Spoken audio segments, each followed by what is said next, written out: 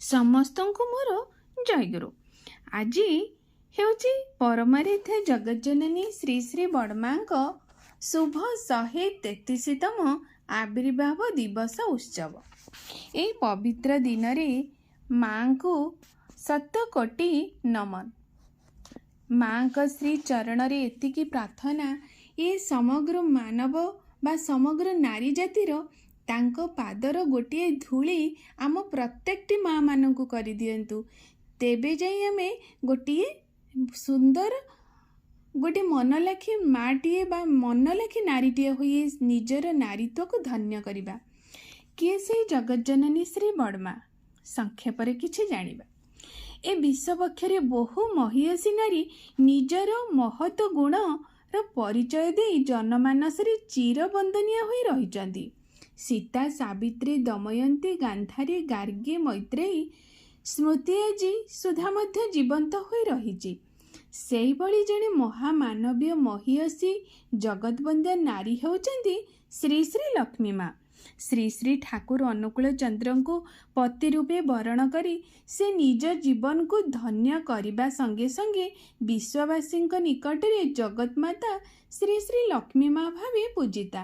ଯାବତ ସୂର୍ଯ୍ୟ ଚନ୍ଦ୍ରାଜେ ସେ ତାଙ୍କର ମହାନୁଭାବତା ପାଇଁ ଅମର ହୋଇ ରହିବେ। ପୃଥିବୀରେ ଏଭଳି କେହି ନାରୀ ନାହିଁ ଯେ କି ସ୍ୱାମୀ ପାଖରେ ନିଜର ଅଭିପ୍ସା ପ୍ରକାଶ କରିନାହିଁ, କୌଣସି ଜିନିଷ ପାଇଁ ଅଳି କରିନାହିଁ। ମାତ୍ର ଶ୍ରୀ ଶ୍ରୀ ଲକ୍ଷ୍ମୀ ମା ତାହାର ଏକ ବ୍ୟତିକ୍ରମ। ସେ କିଛି ଚାହିଁନାହାନ୍ତି କିମ୍ବା ସ୍ୱାମୀଙ୍କ ନିକଟରେ କୌଣସି ଜିନିଷ ପାଇଁ ଅଳି ମଧ୍ୟ କରିନାହାନ୍ତି, ବରଂ ସ୍ୱାମୀଙ୍କର ଚାହିଁବାକୁ ଉଦ୍ଗ୍ରୀବ ଭାବେ ପ୍ରତୀକ୍ଷା କରିଛନ୍ତି।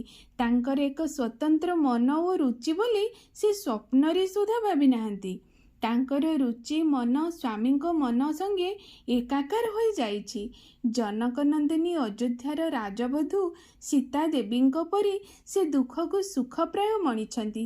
ସୀତା ଯେପରି ପଞ୍ଚବଟୀରେ ବାସ କରି ଭୁଲି ଯାଇଥିଲେ ଅଯୋଧ୍ୟାର ପ୍ରାସାଦ ମଧ୍ୟରେ ସଜ୍ଜିତ ସେହି ଦୁଗ୍ଧଫେନ ଶୁଭ୍ର ଶଯ୍ୟାକୁ, ବକଳ ପରିଧାନ କରି ଏଡ଼େଇ ଦେଇଥିଲେ ପାଟ ପୀତାମ୍ବରୀରେ ଖଜିତ ସେ ସୁନା ଜରିର କୋଟି କମକୁ, ଆଉ ଦୁଗ୍ଧ ଲବଣୀ ଏବଂ ସୁସ୍ୱାଦୁପୂର୍ଣ୍ଣ ଖାଦ୍ୟକୁ ଭୁଲିଯାଇ ଶ୍ରୀ ଶ୍ରୀ ବଡ଼ମା ସେଇ ପୁଣ୍ୟତୟ ପାବନାକୁଳର ହିମାୟିତପୁରରେ ସୌଦଗୃହ ପରିତ୍ୟାଗ କରି ଦୌଡ଼ି ଆସିଥିଲେ ପାଦ ତାଳରେ ପାଦ ପକାଇ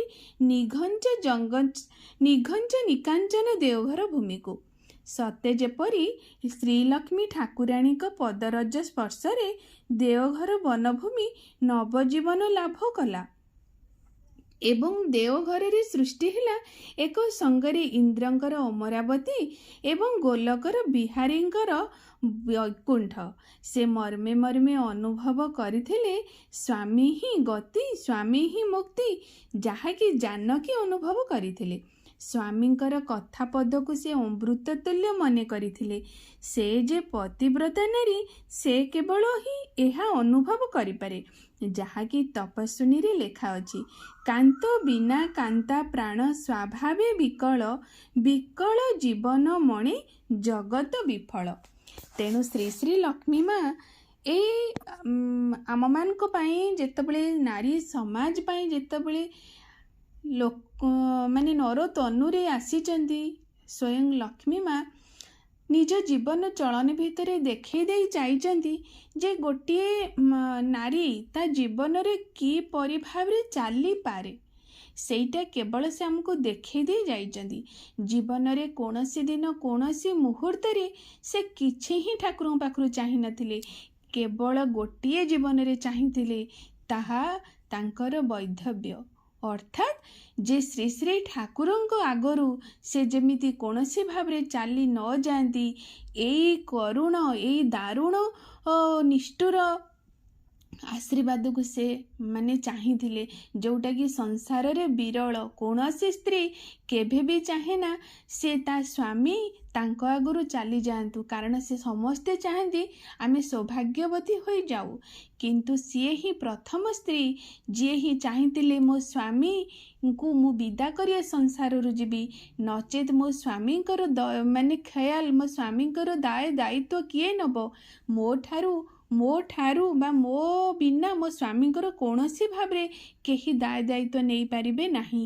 ଯେଉଁଟା ହିଁ ସେ ନିଜେ ଏହା ଭାବି ଶ୍ରୀ ଶ୍ରୀ ଠାକୁରଙ୍କୁ ଏଇ ବର ମାଗିଥିଲେ ଯେ ପ୍ରଭୁ ମୋତେ ଏତିକି ଆଶୀର୍ବାଦ କରନ୍ତୁ, ଆପଣଙ୍କ ଆଗରୁ ମୋ ଜୀବ ନ ଯାଉ।